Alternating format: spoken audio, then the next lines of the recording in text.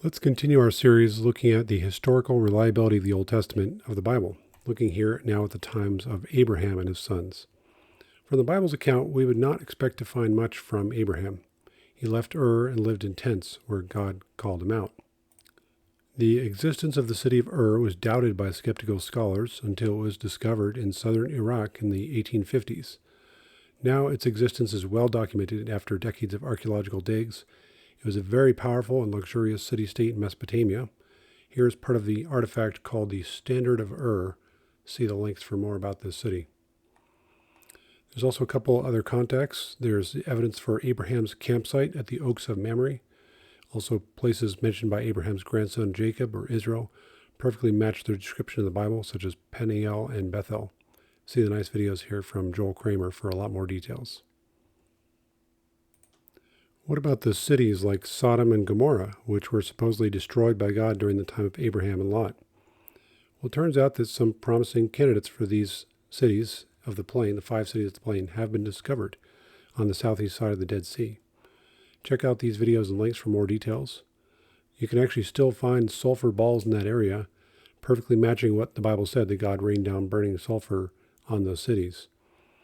Archaeologists have excavated in some cemetery areas in those cities and found that the cities were destroyed by fire, and strangely, the fires all started on the roof, perfectly matching the Bible.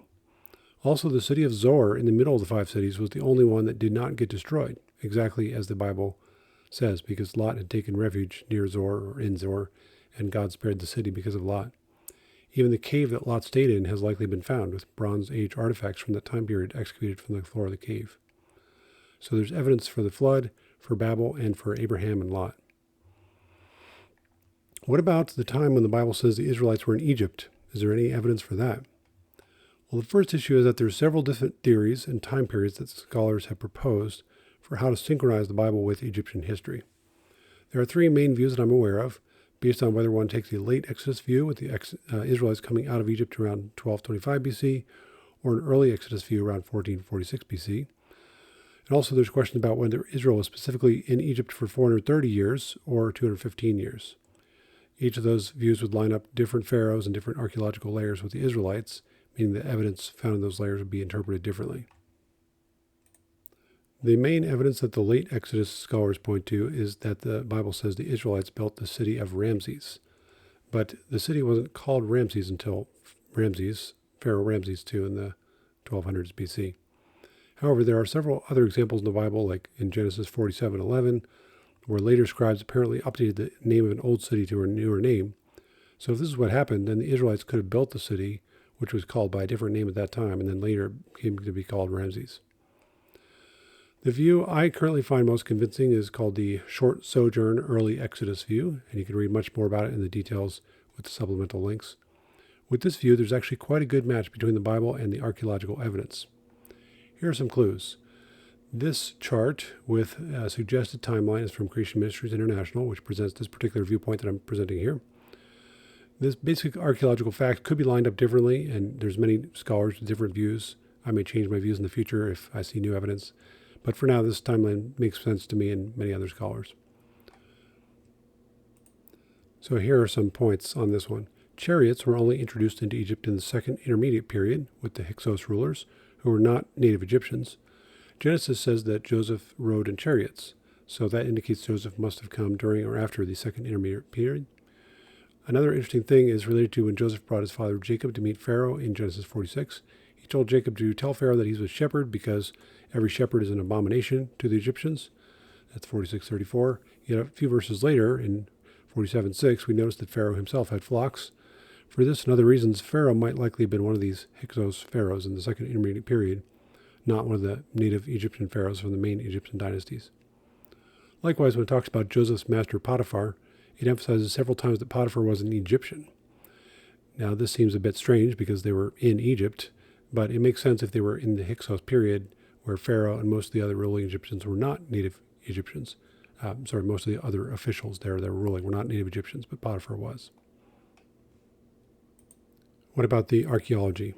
Well, there's a lot, and it's been excavated for more than 100 years, especially in the area around Tel El Daba, also called Roati or Avaris or Goshen, basically called Goshen in the Bible. Archaeology confirms that in this site in Tel El Daba, up to 30,000 Asiatics, or people from Canaan, Syria, Palestine, lived in this town across about 80 acres over many centuries. This is the exact place where the Bible says the Israelites were given land by Pharaoh at the southern end of the road leading up to Canaan and Gaza.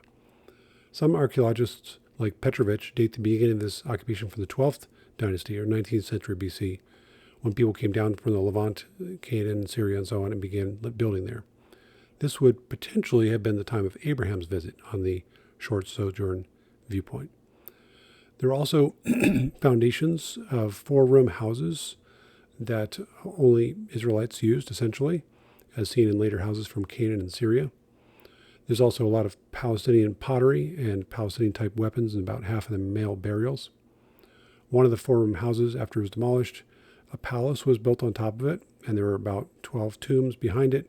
Some of the tombs had fragments of a big statue, 1.5 times life size, of some Asian official with yellow skin and multicolored coat and mushroom-shaped Asiatic hat. The statue had been smashed. The interpretation of these tombs and the statue is still hotly debated by archaeologists, but there's agreement that there was a significant group of Asiatics living here, not just in Avaris, but also in about 21 settlements in that area, and that some of them had been in a position of official government power. Joseph's price as a slave was listed in Genesis 37:28 as 20 pieces of silver. This is the same price listed in other documents, like from around that time, the 18th century BC, like the Mari tablets from Syria. The Mari tablets are a group of more than 25,000 clay tablets or fragments that were written in Akkadian and were found in the buried rubble of the burnt library from the huge Amorite palace in Mari, near Aleppo, modern-day Aleppo in Syria. The palace had some 600 rooms and covered 6 acres. The tablets corroborate several customs from the Patriarchs' time, such as slaughtering of animals when a covenant was made and so on. By the time of Moses, a few hundred years after Joseph, the price of a slave had risen up to 30 pieces of silver. By the time of the Babylonian and Persian exile, the price of a slave had risen up to about 90 pieces of silver. So the exact match on the price of a slave at that time of Joseph helps to confirm that the story of Joseph was written at that time in the 2nd millennium BC. The timings of Moses and the Exodus also line up well with Egyptian history from that time in the 18th dynasty. The pharaoh that the Bible says did not know Joseph could well have been Ahmose, who drove out the Hyksos rulers and brought the 18th dynasty to power. Paintings from that time confirm that slaves were used to build projects with mud bricks and make mud bricks from straw for building projects. Here's one from the tomb of Rekhmire during the time of Pharaoh Amenhotep II. The Bible says that Moses fled Egypt for Midian after killing an Egyptian and lived there for 40 years until the Pharaoh had sought to kill him had died. It turns out that Pharaoh Thutmose III, the so-called Napoleon of Egypt, ruled for more than 40 years at that very time, so that fits perfectly. Thutmose III inherited the throne when he was a very young child, so his stepmother Hatshepsut ruled over the kingdom for about 20 years when he was growing up. Hatshepsut would have been a teenager when Moses was born, so it's very possible that Moses might have been raised by Hatshepsut. Interestingly, many of her statues were later defaced and smashed, as well as many of her hieroglyphic cartouches, name rings, were also chiseled out, an attempt to remove her from history. Scholars are not sure of the exact reason, but the biblical connection could explain it, that she was the Pharaoh's daughter who raised Moses, who later brought the plagues and led the Israelites out of Egypt, and the next Pharaoh tried to erase the memory of the queen who had raised Moses. Amenhotep II was the second-born son in his family, which makes sense in that he was not himself killed by the 10th plague. Also, the son who became Pharaoh after him, Thutmose IV, was also not the firstborn son. The firstborn son had mysteriously died somehow. Again, this fits the Bible. In fact, the mummy of his firstborn son who died in the plague may have been found. See Joel Kramer's video about this. The whole city of Avaris was suddenly abandoned in the 18th dynasty, and archaeologists are not sure why. The main excavator of Avaris, Menfried Bitak, thought there might have been a plague of some kind. It was so sudden that the naval base was suddenly abandoned, and the weapons workshops left half-finished arrowheads all over the floor. At the same time, Pharaoh Amenhotep suddenly took an unusual November raid into Canaan to try to capture slaves.